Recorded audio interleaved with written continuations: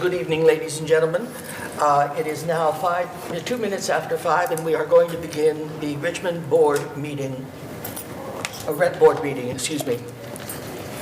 Welcome, everyone, and thank you for joining the March 15th, 2023 regular meeting of the Richmond Rent Board, our first board meeting since 2020.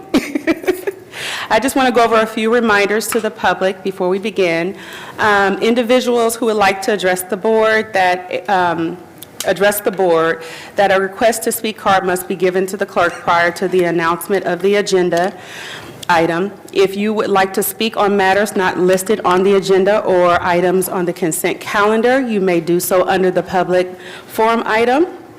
Again, if you would like to speak on a particular agenda item, you must file a request to speak card prior to the announcement of the item. Please refer to the Rent Board meeting agenda for the list of items, or you can refer to the provided agenda items list open for public comment list, which is posted above the request to speak cards located on the table in front of the chambers. Okay, the first item on the agenda is the Pledge of Allegiance to the flag.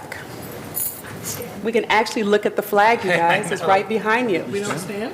You can stand, speak yes. in unison too. Are we supposed to stand? I guess. I pledge allegiance to the flag of the United States of America and to the republic for which it stands, one nation, under God, indivisible, with liberty and justice for all.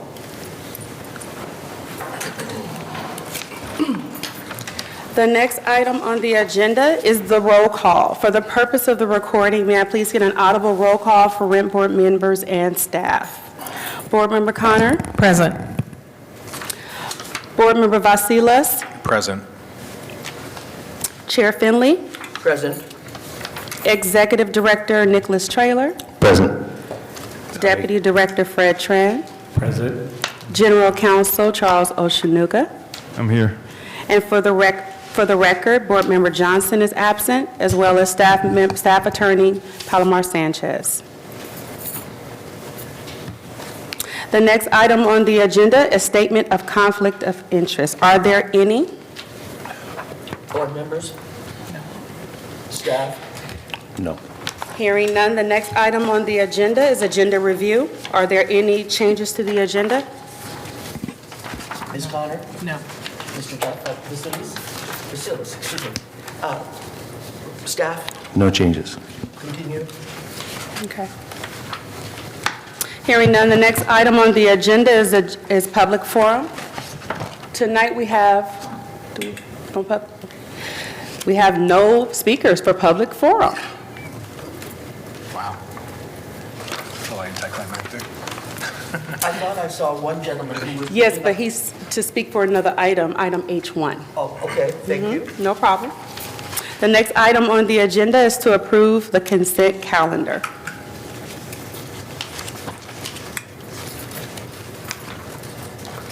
Do we have any changes or additions, movement on the consent calendar? Go ahead, please. I make Okay. a motion that we approve the consent calendar. Okay, speak into your mic so we can hear. I make a motion that we approve the consent calendar. Okay, can I have a second? I'll second. Thank you. I'll take a vote. Yes, Board Member Connor? Yes. Board Member Vasilis? Yes. And Chair Finley? Yes. Motion passes to approve the consent calendar with Board Member Johnson absent. The next item on the agenda is item G1. Item G1 is to approve the City Council's request for the rent program to provide policy recommendations related to mitigating the impact of the termination of Richmond eviction moratorium and direct staff to present their findings and recommendations first to the Rent Board for approval and then to the City Council for consideration and possible adoption. There are no speakers on this item. Thank you. Staff report, please. City staff, Chief of Staff of the Mayor, Shiva Mishek, will be presenting.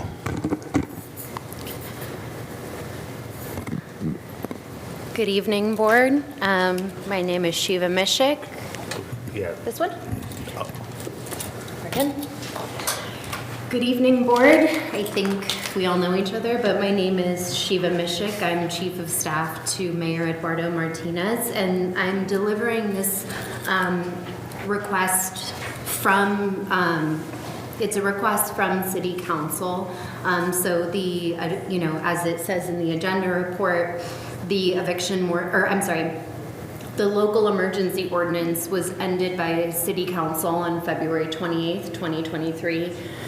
After that, there's going to be a 60-day sort of grace period for the eviction moratorium, and then that will be ending on April 28th, 2023. As we've seen in other jurisdictions, we're expecting that, there's a backlog of evictions, and that there will be a significant uptick in processing these evictions as this eviction moratorium ends. And so City Council's request to the rent board is that they allow the rent program to study the impacts of ending this eviction moratorium, and to allow the rent program to research some possible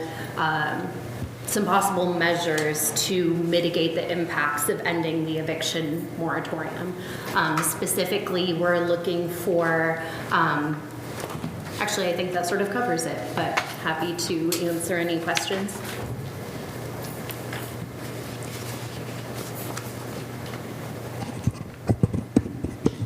No, go ahead, Mr. Taylor. Sure. I would like to chime in on this item. I do believe that the council's request is very much germane to the purpose of the rent ordinance, which is to regulate rents and evictions to the greatest extent allowable by law. And actually, under the rent ordinance itself, under 11.100.060, E5, under powers and duties of the rent board, one of the items states that the rent board shall make studies, surveys, and investigations, conduct such hearings, and obtain such information as is necessary to carry out its powers. And of course, its powers being to regulate rents and evictions. It's my opinion that allocating staff time to conduct such research and to make policy recommendations to the board falls squarely within the duties of the board and the program, and therefore is, an appropriate use of the rental housing fees paid by Richmond landlords. So I just wanted to make sure that the board knew that I think this is something that is very much tied to our purpose, and frankly, it's something that staff and the board could on their own undertake if that were the direction of the board, and so that's I just want to make sure the board was clear on my view on this. Ms. Connor, do you have any statements? You know me so well. Chair Finley, be sure to speak into your mic so I can hear you. Is it on? I want to make sure. Yes. No, I'm saying when you speak, just. Thank you. So my concern is what was raised some time ago when another member of City Council came to us and asked us to provide direction. And we took the position that the board didn't pass the urgency ordinance. It wasn't the board's responsibility to give City Council direction. And if they want to take direction, that they should do so. I don't disagree with Executive Director Traylor that the rent board could take action, but that's going to be, there's a fiscal impact to the program to divert our staff's resources to this, and I repeatedly raised concerns about the owners, the property owners who are paying the fee, bearing the burden of the action that's being requested, which is to delay further evictions, which is counterintuitive to actions that an owner might need to take in order to terminate a tenancy. So I'm a little hesitant to say that this is something that the rent program should take charge of. And if the City Council wants to take action, it should and it can on its own without us, just like it did when it passed the urgency ordinance to begin with. Those would be my comments. Okay. Mr. Vasilis, did you have any comments? Yeah, I do. I agree with Board Member Connor. However, we should have data that would be important for this decision-making. Same with the owner move-in, right? We found out that there's a very small number of owner move-ins that occur each year. So I think that, non-payment of rent is clearly, 95% of most evictions. And the ones that aren't, that are disallowed now, it's just a very tiny portion.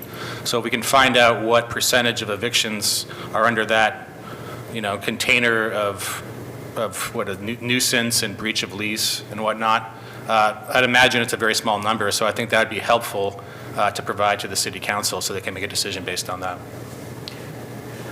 My comments are as follows. They basically mirror the comments of my two other board members.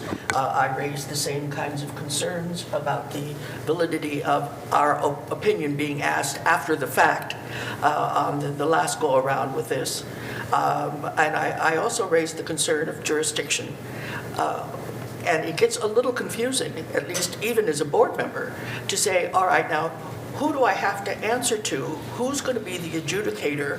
Where are these going to be printed? Are these going to be, as we have with some ordinances about move out and moving costs in the city council ordinances, and then some that are in ours, and quite frankly, a number of our members, whether they be tenants or owners, they trip over and get confused on where am I supposed to be here, because it is confusing.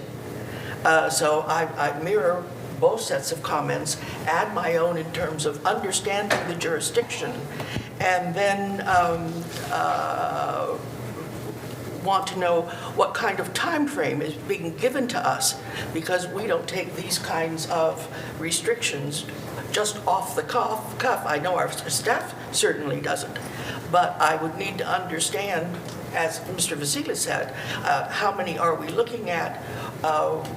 What process is already being contemplated by the city council?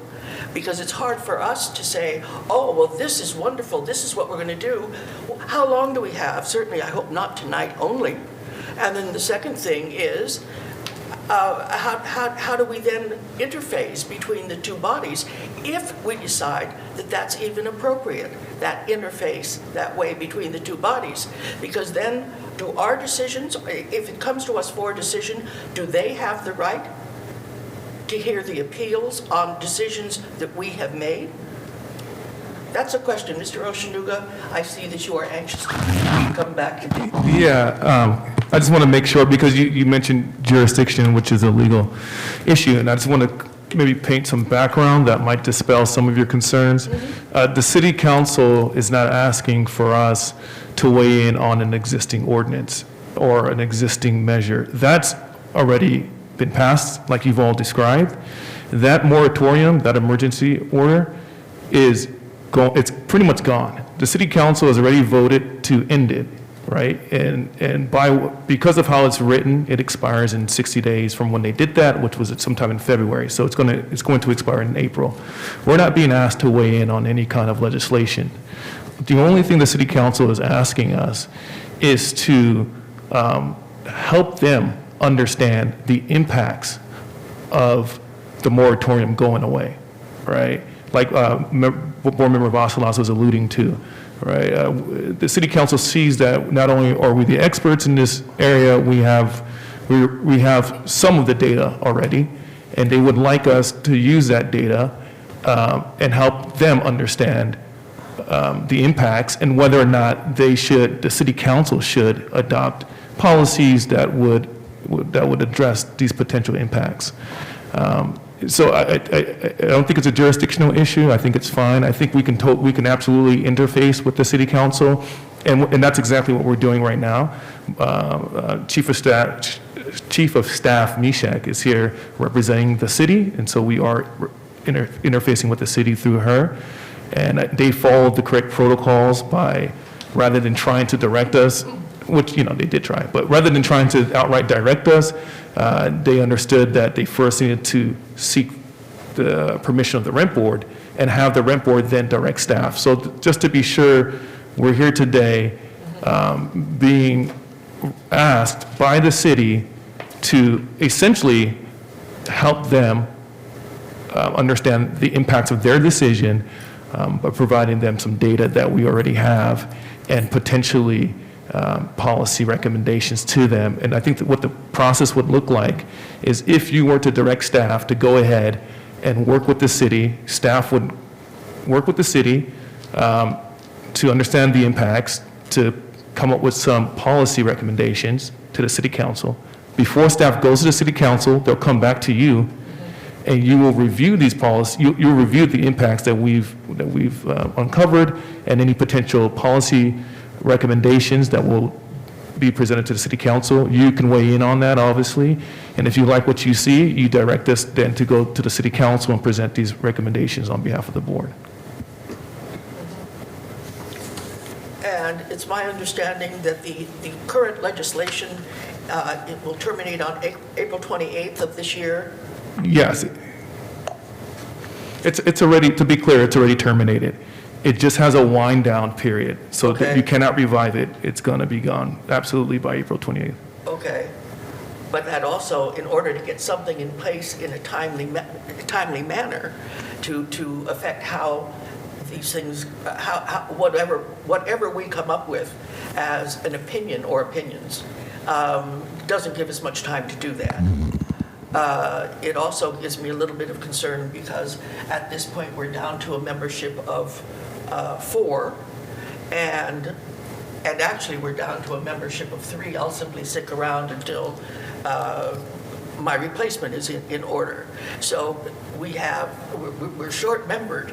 I realize staff will do the majority of the work here, and the implication here, and I also then have to ask the question, are there going to be any reimbursement of our staff's time, or is this something you think should be part of our just normal duties? And that's okay as an answer, by the way. The answer to that is yes, I think it is within our normal duties to do this type of work. For example, in the past, the board directed staff to work on regulations to address the increases in affordable housing rents, the annual rent increases that were due to the change in the way that they calculated AMI. And so we worked with tenants, affordable housing providers to come up with the regulations that we did to address that issue. We also had complaints and concerns about owner move-ins. I think we remember that. That Yes. led to the board directing staff to do policy research, meet with landlords, meet with tenants and focus groups to come up with these policy recommendations to the board that they could, opine on. And we also had just this, not an exhaustive list, but you may remember also, the board actually also asked staff to investigate the impact of Prop 10, proposed proposition to end Costa-Hawkins, and the impact it would have on the rent ordinance. So we have done this type of work before. It is part of the duties of the board. So I don't think it's an extra use of staff resources. I think it falls within our bailiwick and our duties. Yeah, so I think, this is very much something that the board could also on their own ask direct staff to look into if they wanted to. But this is coming from the city council, and this is part of the way that the council and the board are supposed to interact. The council is supposed to, request recommendations from the board, and before those recommendations go back to the city council, the board discusses them and debates them and comes up with their preferred policy direction. Just for my own knowledge, am I correct in assuming that the entire city council voted on this issue and requested our participation? Yes, they did. And was it did everyone vote yes? I don't know what the roll call was, but I believe it was almost unanimous. Do you remember? I don't remember off the top of my head. Okay. I was just curious. I was absent, so no. I can double check now, but I believe it was unanimous because it was a vote of present members, because it was a vote to end the local emergency ordinance, which is basically necessary under state law. So as part of, it was an amendment to ending the ordinance, or ending the order, I'm sorry. So I won't officially go on the record, but that is my recollection of it. I would appreciate knowing that, because where I'm going with this is when an individual city council member comes and asks us to participate and to walk into an item that is of city council care, I don't want to be put in that position again. And I won't be here, so nobody can. But that did not make me a very happy person. Yeah. Okay. Yes. May I make one more comment? There is a difference between the two requests. The request to have the board look at whether or not to amend, continue, or end the moratorium was based on the local emergency, Right. which is, within the jurisdiction of the city council and city manager, and which is why, to my recollection, the board felt that it was best, they weren't in the best position to opine as to whether or not to keep it going or to amend it or to end it. This is different because this is a request to simply provide policy recommendations, suggestions to the city council on how to best handle the impact that the ending of the eviction moratorium may have on evictions. And staff is going to look at the numbers. As you mentioned, there are 95% of evictions are non-payment of rent. The eviction moratorium didn't address non-payment of rent. But the 5 or 6% of other types of evictions tend to be the ones that are also the most difficult for landlords and tenants to address, right? Whether it's hiring an attorney to deal with a nuisance complaint or breach of lease or to defend against such a claim. So they tend to be the types of evictions that suck a lot of resources up for everybody, and also are more difficult to defend against and to prosecute, not prosecute, but to, what's the correct word? Prosecute, okay. The way we say it. All right, that's it. Okay. And I just want to say apologies to the board for being on my phone. I'm not texting, I'm looking up the answer to the chair's question about the vote. So just wanted to clarify that I'm present and paying attention. Our city website can be hard to use and harder to use via telephone, so bear with me. So our vote at this point would be a direction to staff to go ahead and begin a process of information gathering and to come to us when you have something that you want us to look at. Is that correct? That's correct. And it is not, it's going to take more than, 1 month, because we have to come back to the board with the first draft of the recommendations. The board could tell us to make revisions or change whatever the board wants to change, and then we bring it back to the board before going to the city council. Okay. Thank you. Yeah. Any more comments? No, thank you. I would entertain a motion if someone would like to give me one. I move that we approve the city council's request for the rent program to provide policy recommendations related to mitigating the impact of the termination of Richmond's eviction moratorium, and direct staff to present their findings and recommendations first to the rent board for approval and then to the city council for consideration and possible adoption. Thank you. May I have a second? No? Okay. Now, so at this point, even if I say yes or no, we would not have a quorum. We wouldn't have a majority.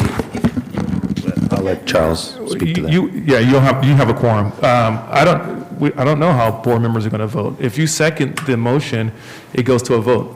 It may fail, it may succeed. I don't know. Okay, because there where's your quorum? I mean, you've got 3, but you don't have an overriding, you don't have 3 or 4 out of 5. No, so we have a quorum because. Yes. Yes. Okay. Okay, and So- so if you second the motion, it goes to a vote. Whether or not you're going to have a majority of board members saying, yes, I approve of the motion is a different question, and you're not going to know until it goes to a vote. Okay.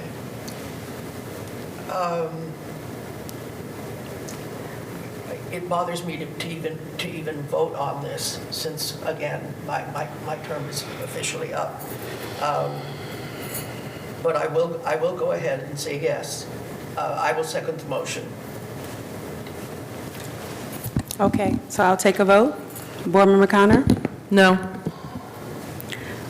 Board Member Vasilas? Yes. And Chair Finley?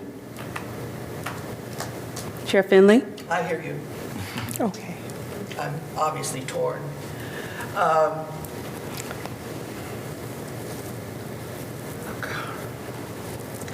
All right, yes. Motion fails, right? Yep.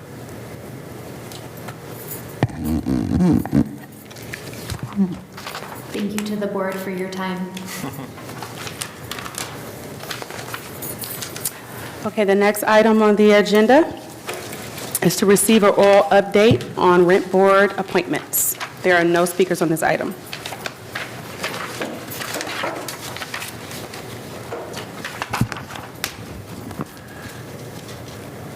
Chair Finley and members of the Rent Board, Nicholas Traylor, Executive Director. This item is just a reminder to present board members that whether board members are reappointed or not, or replaced, that they are allowed to continue to serve until they are replaced. So I just, obviously the business of the Rent Board is important to the city of Richmond, so wanted to remind the board of that option. We had to put this on the agenda to discuss it. Obviously, this is something that could be communicated in different ways, but I think it's important to make sure that it's clear to the board that they can continue to serve regardless of whether they are reappointed, whether they leave or they're planning on leaving, or whether they're replaced. Okay. So that's it. Mr. Oshanuga, I'm assuming that we don't have to vote on the reception of an oral presentation, do we? No, you do not. Okay, thank you. Next item, please. Yes, the next item on the agenda, we're going to item H1 under consideration of appeals. Item H1 is an appeal. Both parties appeal only the portion of the hearing examiner's decision that awarded respondent/tenants $270.76 due to a mice problem impacting their rental unit. Specifically, the hearing examiner found that the respondent/tenants met their burden in demonstrating that mice impacted their rental unit for a total of 28 days. Appellant/landlord contends the hearing examiner erred because there was zero hard evidence on a rodent problem. We had at least 5 people check this issue, including handyman, manager, exterminator. No one saw anything related to mice. No other units in the same building had mice problems. On the other hand, respondents/tenants argue the hearing examiner should have awarded a greater amount of restitution because the mice issue was a huge inconvenience that they dealt with for almost 2 years. They have provided a lot of proof and evidence that seem to be overlooked. 28 days doesn't even begin to cover anything we've had to go through dealing with the situation.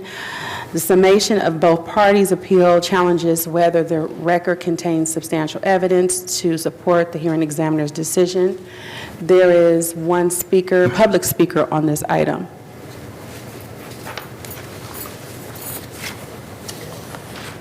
Now, I'm going to read some notes and then we will hear from the public speaker.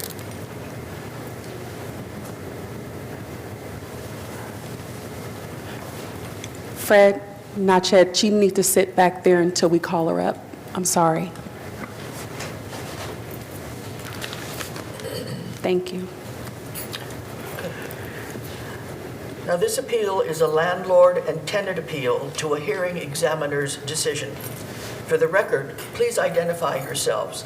Would you step up to the microphone and give us your name and your position to the case? The landlord appellant, please. Okay, we're going to have one party sit here and one party sit on the side. So Karina, or whoever is speaking, here, and the appellant is sit over here. And then speak into the microphone when it's time.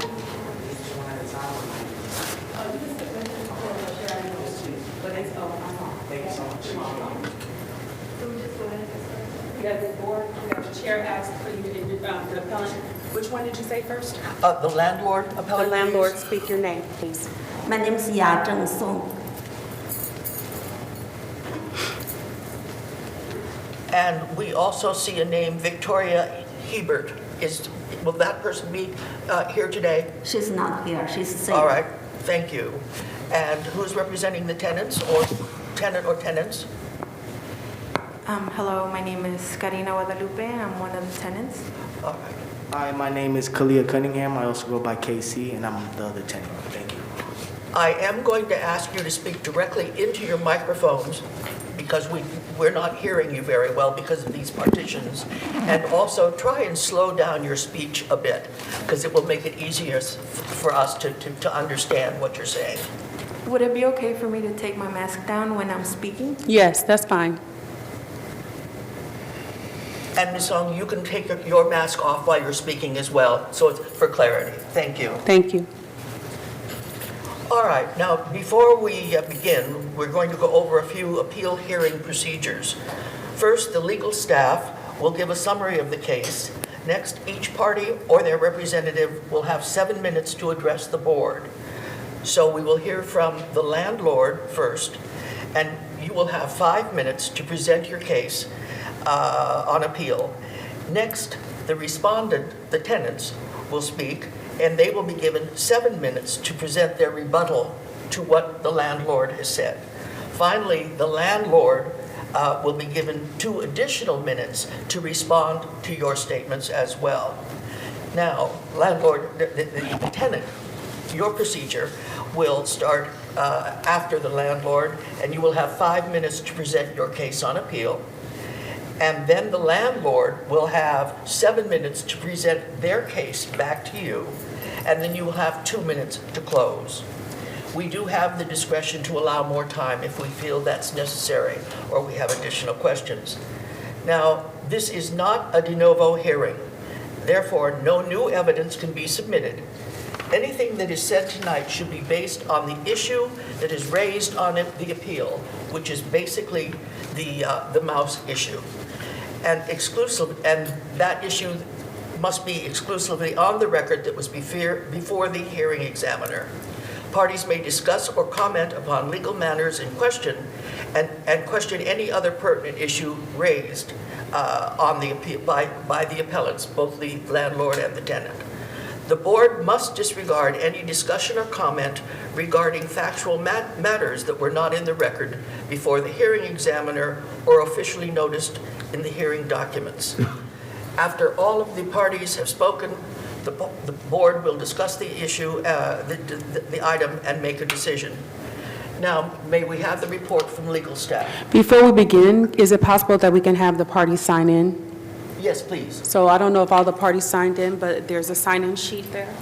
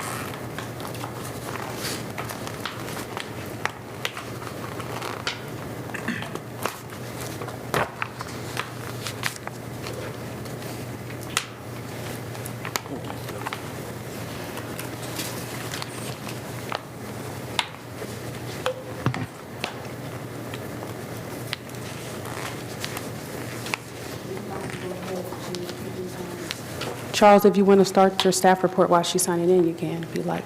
That's okay. Okay.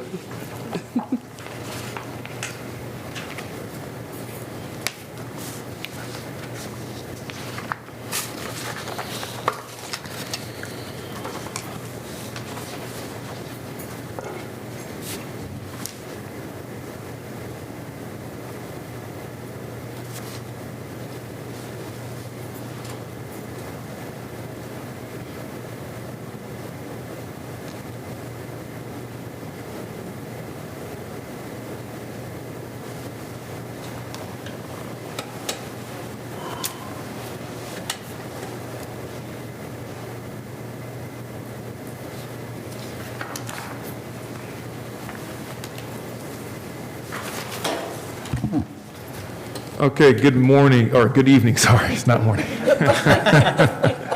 Good evening, Chair Finley and members of the Rent Board. I will be giving a brief legal summary. I think the board clerk did a good job in summarizing what the issues are about. What I want to first do is remind you all that these appeals are based on an underlying petition that raised 5 issues. Of those 5 issues, the hearing examiner rejected 1 issue and accepted 4 of the remaining issues that were brought by the tenant.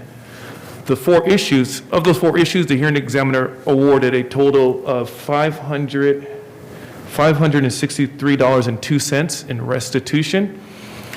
And on appeal, both parties are only appealing 1 of those issues.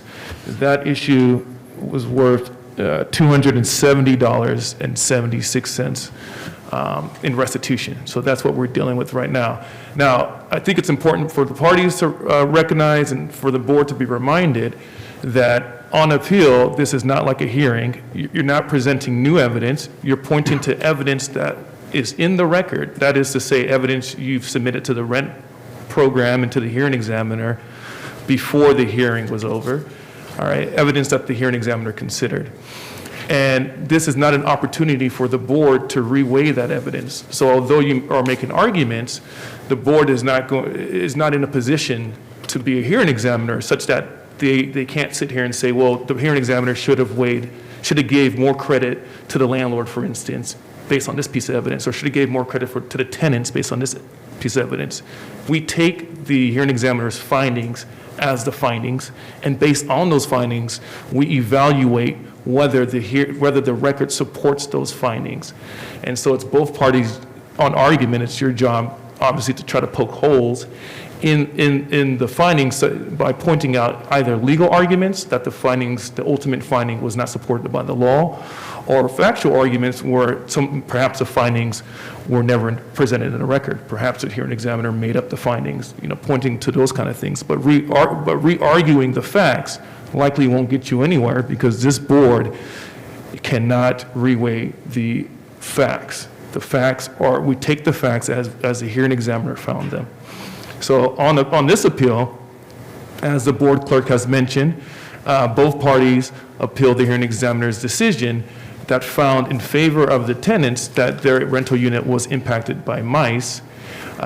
Specifically, the landlord argues that there was no evidence of mice, no hard evidence of mice that should have supported a finding of mice at all.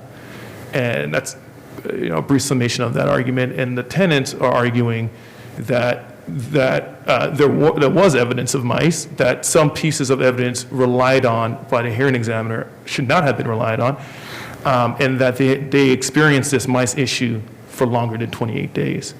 And the law and our regulations are clear that the moving party, the tenants, had the burden of proof by preponderance of the evidence to demonstrate that they had an issue and that they made the landlord aware of that issue. All right, and in this case, the hearing examiner found that they proved that they had a mouse problem, but they failed to prove each and every mouse problem they had. That every time they had a mouse problem, the landlord came out and addressed that issue, and that stopped the clock. so to speak. And in order for them to prove the second mouse problem and the third mouse problem, et cetera, they would have to have shown proof of each instance of mice, that this wasn't, the level of proof did not rise to an infestation, it rose to a transient mouse issue, and that's why the award is how it is. And finally, it's important to know that, in this hearing or even in court, for instance, we rely on proof. So sometimes the proof doesn't align with what actually happened on the ground. But it's your burden to prove that it happened. And if you didn't prove that it didn't happen or that it happened, the hearing examiner is bound to rule against you, and the board is bound to affirm that ruling. And with that, I'll pass it back to you, Chair. Thank you. Thank you. Now, do we have any questions for the legal staff from the board? All righty. In that case, we'll go and have both appellants give their version of the problem. And we will start with the first public speaker. The first person. The landlord appellant would speak first, and then the tenant appellant. And so we're going to set the time for 5 minutes. Where is the timer? I don't see. There's a timer here. You Okay. can't see it, but it's a beep that will go off once the All right, 5 so minutes when you hits. hear the beep, you will have gone through your 5 minutes.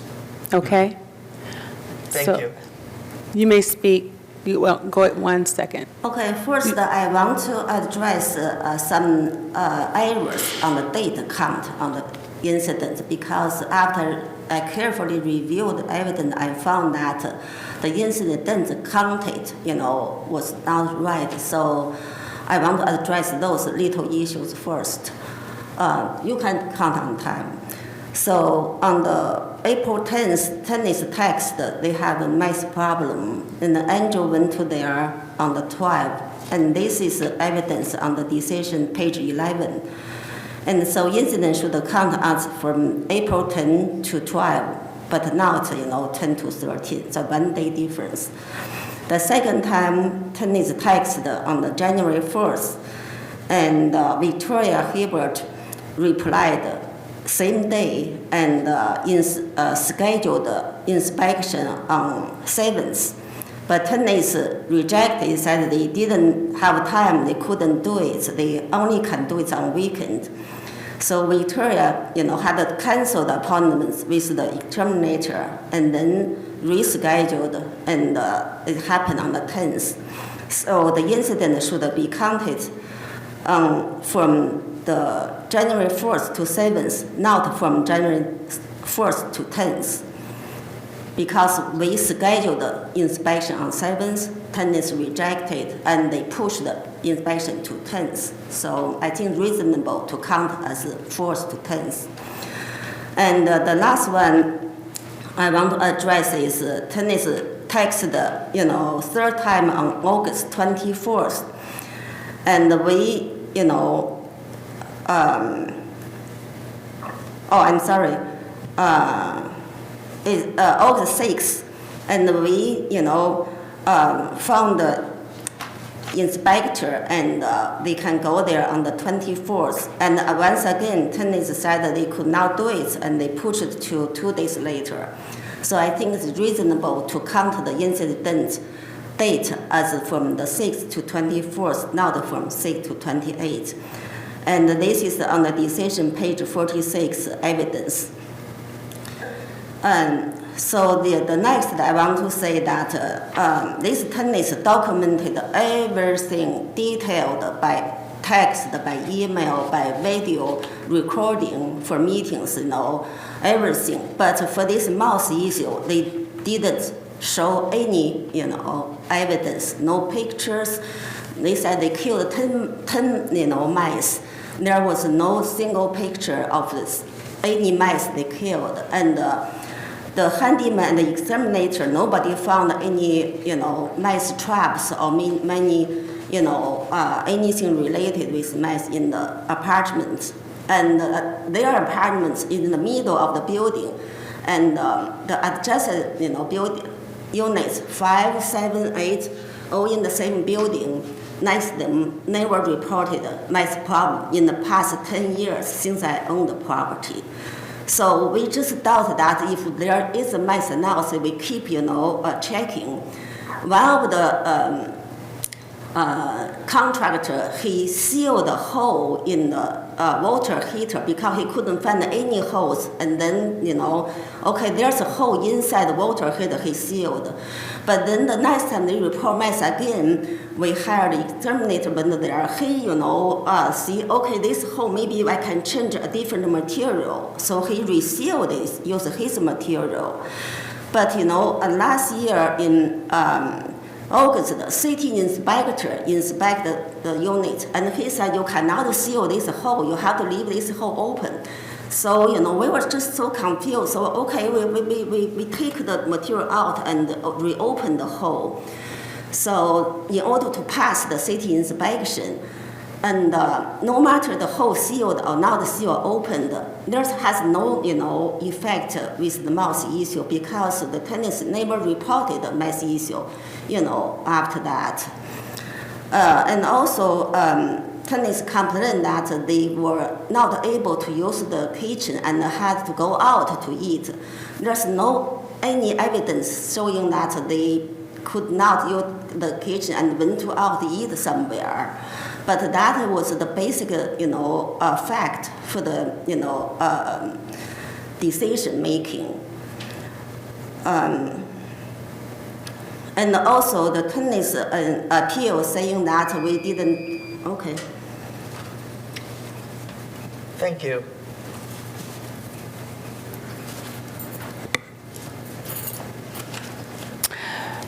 Okay.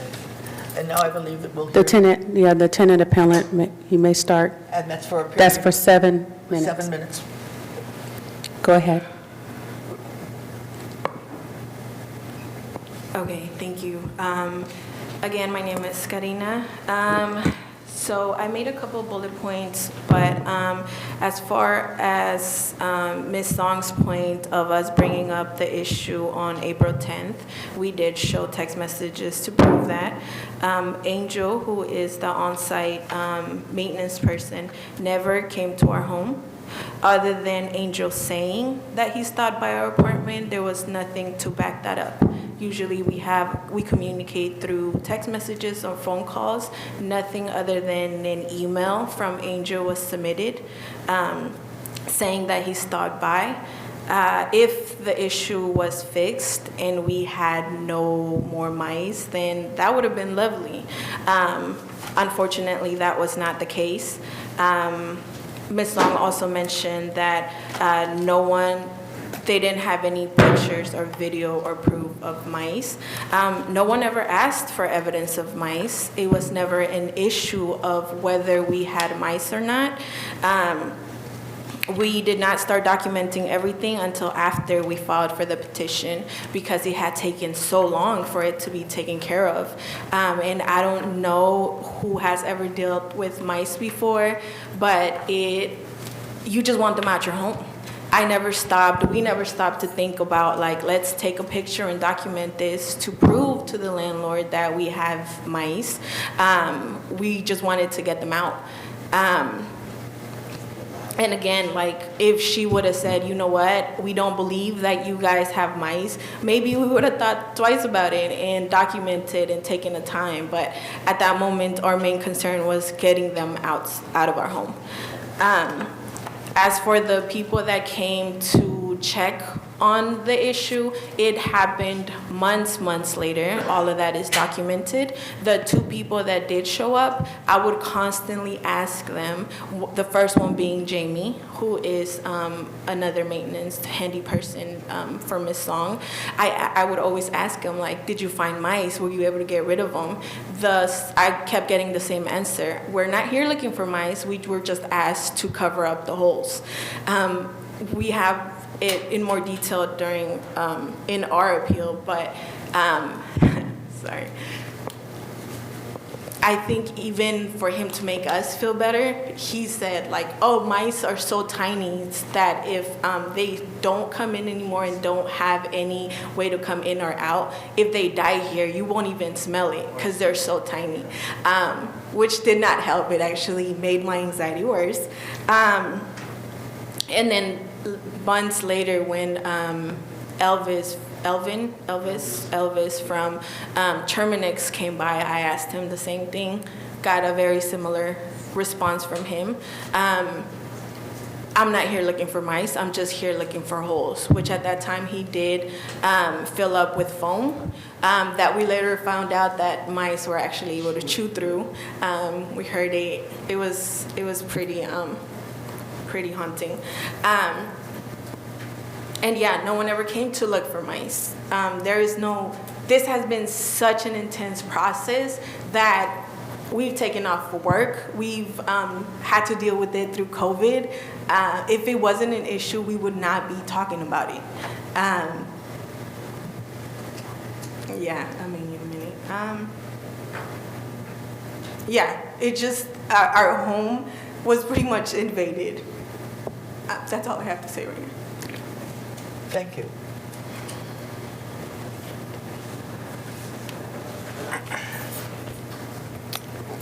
You now have 2 minutes to rebuttal. Okay. At the hearing and before the hearing, we submit the evidence, and we submit a statement from Andrew. He been there first time, and a statement from Jamie, he been there second time, and a statement from Elvis, he been there third time. So all these people, have written statements about their inspection and their found. And none of them found anything related with mice, but they all checked for holes, any possible holes. Like I said, one hole in the heater, seal, reseal by all these people differently. And finally, the city inspector asked us to remove it. And so now the hole is open, but no more mice, complaints. And I don't think the attorneys have enough evidence to support 51 or more weight of the evidence, which is the guideline for the decision about evidence.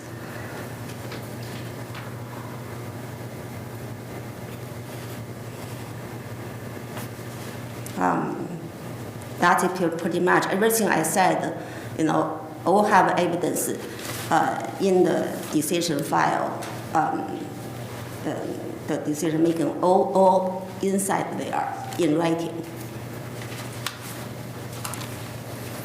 And that's all. Thank you. Thank you. Shall we have a 2-minute rebuttal, please? Oh, that's it. That's it. Both parties spoke for a total of 7 minutes each. Okay, thank you. Thank you for the correction. Chair, I'm sorry. Just quick question.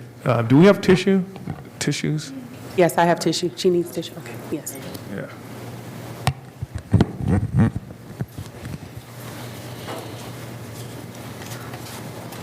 Oh, I'm sorry, the city inspection is not in the evidence because that happened after decision made. So I just want to explain that. I'm saying, my focus was not on you. Say that again, please. Okay, I mentioned the city, Richmond City inspect unit and asked to remove this. It was not in the evidence because that happened after the hearing, after decision making. So I'm sorry for interrupting, but the appellant's time has expired. It would be improper to take statements from her during her expired time. However, I do believe because there were 2 appeals filed, the appellant just presented on her appeal, and so now we move on to the respondent's appeal, and we get the same dynamic. They get 5 minutes, landlord gets 7, and they get 2. Thank you, Mr. Oceaniga. Yes. Mr. Oceaniga, in that case, we will have a 2-minute rebuttal. No, you'll have 5 minutes from them. No, so the 5 minutes appellant, from them, 7 minutes from her. No, we just had. It starts over again. it starts over, this is a jointed appeal because both parties filed an I see. appeal, so each side get the opportunity to present. I'm sure this is really a great safety feature, but the acoustics do not work. It's okay. No worries. It's So okay. please bear with me, No folks. worries. So she still have the opportunity to respond. All right. Once So we- is it still 2 minutes now? She starts for 5 minutes as her, Again. yes, the All tenant right. appellant starts with 5, and then Ms. Yazing will have 7 minutes, and then the tenant appellant, Karina, will have I'm going to additional let 2 you do minutes. the calling. That's fine, no Thank you. problem. And thank you. Ms. Sorry for the Newman. confusion. Okay, Karina, you may go ahead for your 5 minutes.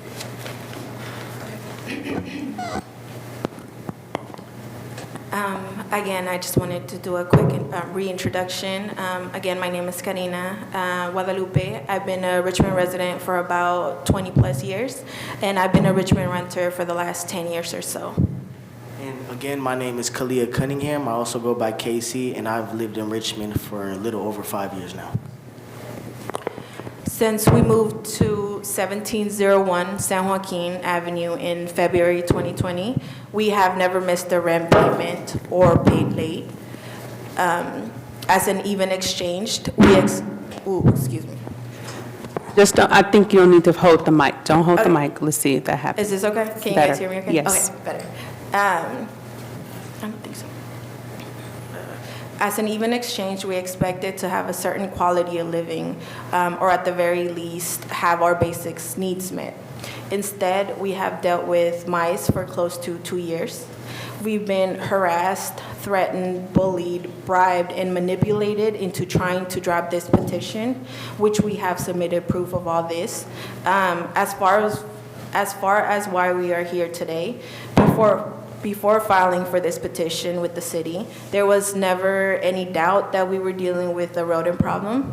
No one ever asked for proof or evidence. No one questioned the issue. We were, however, blamed for it. We were told that if our apartment was clean, then we shouldn't be dealing with mice. Some mice traps were dropped off, but for the most part, we were left to deal with it on our own. We never expected to have to take things this far. For the most part, we truly believed that the landlord would take care of the issue. I would say that management did send a couple of people to fix the issue months later. However, the 2 people that showed up did the bare minimum. I would always ask if they saw or were able to get rid of the mice, and I would always get the same answer. I'm not here for that, I'm just here to patch up the holes. Jamie, one of the landlord's handyman, even said that the mice skeletons were so small that we probably wouldn't notice if any of them died behind the stove or fridge. Again, he probably said that as a way to comfort us, but honestly, it gave us more anxiety. I also asked to get permission from the landlord to speak to Elvis directly, but was denied. He was sent from Terminex. He later submitted a letter on the landlord's behalf through what it seemed to be his personal email address, not his work email, which makes me wonder if it really was from him. I don't know if any of you have ever dealt with mice, but it is not a good feeling. They are gross and unsanitary. Knowing that there was pee and poo was already bad enough to have, so to hear that there may be some dead mice was really, really hard to hear. We had already lost a lot of sleep, locked in our room at night while we heard them walking around our home in the kitchen and living room, hoping that they would take the baits and get caught in the trash we had all over the house.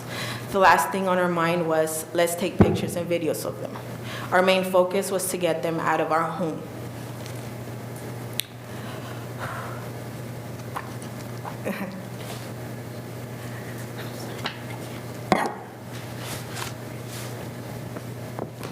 This process has been long and exhausting, but no one should have to go through what me and Karina have dealt with. Karina has had to get on medication to deal with anxiety, and we had submitted that from the doctor. It was Zoloft to help with anxiety and depression, and Ativan for the intense anxiety and panic attacks. While there was no pictures or videos to prove that we had mice, we submitted letters from both of our therapists on how it has affected us mentally and emotionally. Also, we had to go through this trouble why would we go through all of this trouble if it didn't impact us? We're also wondering how thorough the lawyers were while going through the letters and evidence that we had submitted. Were the facts checked, or were they just saying the issues that were fixed in the criteria, was the criteria to decide that this was true? Even from the letter that was submitted by Angel, he never said where the hole was that he fixed. He wasn't specific about what he did, and it was very broad that he just said he fixed the hole. So that was alarming that they were just able to believe hearsay. There was the on-site man, Angel, that said he fixed the holes. He submitted the letter, but there was not any specificness. Since April of 2020 until it was actually fixed in December 2021, and it does matter. Oh, thank you for hearing us. Thank you. Appreciate it. Ms. Yazin, you may speak for your 7 minutes. Okay, thank you. Once again, just like I said, that these tenants have been carefully documented everything in the past 3 years for every incident, including all of the text, all of the emails. And for the water, for the sink pipe dripping problem, they took photos. And for the meeting I had with them, they tape recorded the whole conversation. So they're very much aware that documentations, evidence are important. But for this mice problem, just, we ask them, any evidence showing, because we just don't, hear any other people complain, and never happened in the past. The building is, not surrounded by any, farm or anything. So I don't think they have, they provided more than 50% weight of evidence in this incident. And for their complaint about anxiety problems, as I was aware that I had a letter from their psychologist that tenants had been in her care since 2018, and the anxiety happened from trauma they experienced before that. But I don't have any other evidence saying that they were traumatized or hurt, damaged because this incident. I don't see any evidence about it, and they didn't mention it in the last hearing. But this is, not relevant anyway. And also, I have been, having this property for 10 years. And in the past 10 years, beside of this unit complaint about mice, I didn't get any complaint from any other unit, other 3 units. There are in the 6, the right is 5, the left is 7, and then 8. So they're all in the same building, they're in the middle. So we just, couldn't, agree that the evidence, they showed just the text, the message is not enough for, the proof of the incident. But we still took care every time they complained. Every time they complained, we send people over. For the examiner, Elvis, he's employed at examination, but because tenants always reject to let inspector come during the weekdays, they said they work from home. So people at the company don't work at the weekend, so we have to because he did work for us before we asked him, please, come over on weekend particularly for these units, and that's why he came over on this work on his own. And that email he sent to us from his personal email. So that's the case. But he is licensed and worked under the company. Just that they don't work on weekend.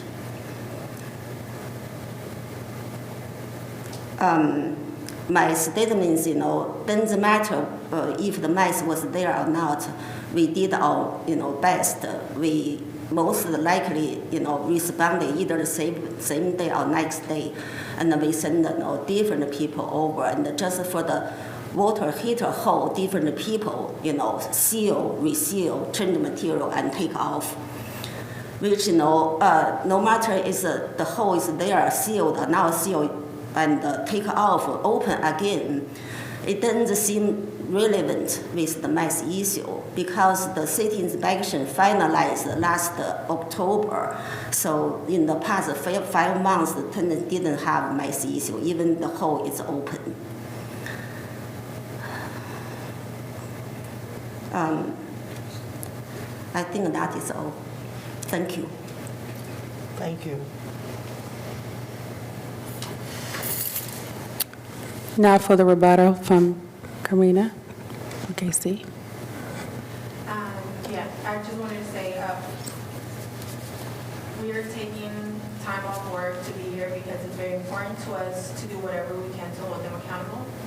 Elvis set the traps all over the building, not just in our home. In the recording that Ms. Song mentioned, I brought up the mice issue, and she never said she did not believe us, didn't bring up, prove anything. And I'm also wondering if it matters that everyone supporting the landlord and management are employed by or have a familiar relationship with the landlord. In my opinion, it proves that they are biased and never really took our side into serious consideration. And because of these issues and many other more, we are currently in litigation as we speak. That is all. Thank you for hearing us. Thank you. Now, if I'm correct, we can now ask questions as a board, either of the tenants or the landlord. Is that correct, Mr. Oshanuga? That's correct. Or you can take public comment at this time. It's up to you which way you want to do it. I'll do that after we see if the board has any questions, or of course for Mr. Oshanuga, if you would like to have him answer any questions. So are there any questions, any issues that you'd like to discuss? All right. In that case, do we have any public speakers on? We do. I announced earlier that I was one public speaker, but I was just made aware as another one. Would you allow that second person to speak? It's the discretion of the chair to decide that. All right. We'll go ahead with both. How long does each have to speak? 2 minutes, so All it's right. 2 public speakers. We'll hear both. All right. As I mentioned, it's 2 public speakers on this item. Each speaker shall be allowed up to 2 minutes to address the board on this item. When your name is called, please occupy the seats in the front row directly behind the speaker's podium. For the records, please state your name and your residence is optional. The first speaker is Melvin Willis.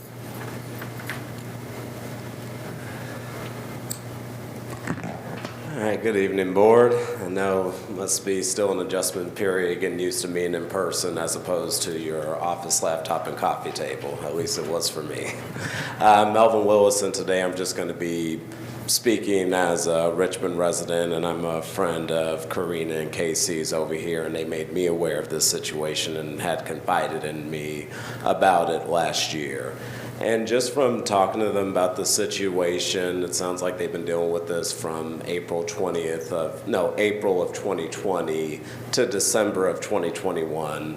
It sounds like that they've submitted a lot of evidence talking about their paying their rent on time, the emails and text messages that they've tried to send to remedy this situation, and any other body of information like the information that came from their psychiatrist to support them. And for me, just talking to them on a personal level, I was just like, if you're paying your rent all the time, on time, every month, consistently, then you should be able to have access to habitable living. I even having a conversation with them about this last week, just seeing the visceral reaction of what physically happened when they were recounting the stories of waking up in the middle of the night, hearing a random pitter patter and having to stop and freeze, wondering if that was another mouse, saying that they've had to kill 1 or 2 or 3 at a time, that it was messing with them psychologically and at work. And it's also extra stressful to go through a bureaucratic process, which nobody wants to go through a process just to try to get their rights addressed. So that's why I'm coming up to speak on their behalf, because I know if they paid partial rent, we'd be having a different conversation about eviction and not a petition. It sounds like they got partial service from April 2020 to December 2021, and they submitted a lot of documentations to support that. So I just wanted to speak on their behalf and offer those comments. Thank you for taking the time to listen to me. The next speaker is Shannon Cunningham. Hi, thank you for the opportunity to share. I'm Casey's mother. Oh, thank you. I first heard about the mice, the first incident, as his mom. We're very close. He called me in April 2020, right as COVID quarantine began, so we were home. And he was in distress because they had discovered there were mice in their kitchen. And he, one, called to express his distress, but also asked me what he could do. And we talked about the different options besides letting the landlord know and asking them to deal with it, which that wasn't happening in a timely manner. So then they had to spend their own money buying traps. We talked about the different bait. I suggested peanut butter because I heard that works very well. I love animals. I hate killing them. We talked about how stressful it is to, one, trap them, the trap that kills them, but that's more humane than the glue traps where you have to hear them screaming and they suffer longer. We talked about all of that, and it was quite stressful for me to hear them quarantined in this very small apartment, by the way, with these mice. I knew that they could hear them at night, and as a mom, that concerned me that my son was not getting adequate sleep because that can affect mental health. And they were difficult, trying times. That year in particular was really hard for all of us, as we know. And so this compounded that issue for them. I'm trying not to be emotional myself about it. And you know, they're still dealing with it. The mice issue's been absolved, but here we are in 2023. So I'd like to just note that it's still going on. They're still having to deal with it. Excuse me, would you give us your name for the record, please? Shannon Cunningham, and I'm an Oakland resident, previous Richmond resident. Thank you. Thank you. That's the last speaker. All right, thank you. Now, once again, I'm going to go to the board members and ask, now that we have heard from all of the parties and the speakers, are there any questions that you might like to pose? I just have a technical question. Is public comment considered new evidence? No, it's not. No. Okay. So it's a great question. So let me just be clear. You can only consider the evidence in the record. So if the speakers had spoken at the hearing or have submitted documents prior to the hearing examiner's decision, and they were just reiterating what they had already said, you can consider that. Okay. Ms. Connor, any questions? No? All right, in that case, I would certainly entertain a motion. So, I mean, maybe I will make a comment before I make my motion. I certainly sympathize with the tenants and the challenges that they've dealt with. The difficulty of the board is that the hearing officer can only make a decision based on the information before them, and then we are further limited because we can't take any new information or new evidence, so we have to make a decision based on what's before us. And so with that, I would recommend and make a motion that we affirm the hearing examiner's findings that the respondents experienced a decrease in housing services where their rental unit was impacted by mice for a total of 28 days and the consequent award of $270.76. May I have a motion? Excuse me, a second. I'll second it. All right, thank you. May we have a vote, please? Board Member Connor? Yes. Board Member Vasilas? Yes. And Chair Finley? Yes. Motion passes to affirm the hearing examiner's decision with Board Member Johnson absent. And I want to make a quick announcement to the parties. This concludes your appeal hearing for petition number RC21T143. All parties will receive a decision on appeal within 30 days. Thank you. That's it. Thank you. Next item, please. The next item on the agenda is item I under reports of officers.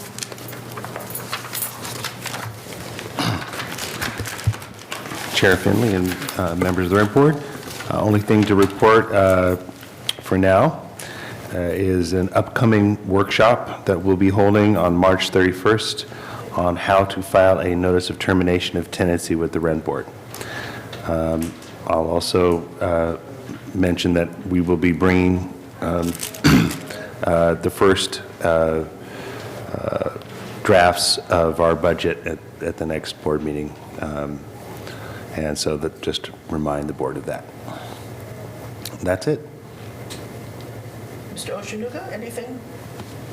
All right, very good. In that case, this meeting of the Richmond Rent Board is adjourned at 6:20 p.m. Thank you. Thank you. Good job, guys. You did a great job.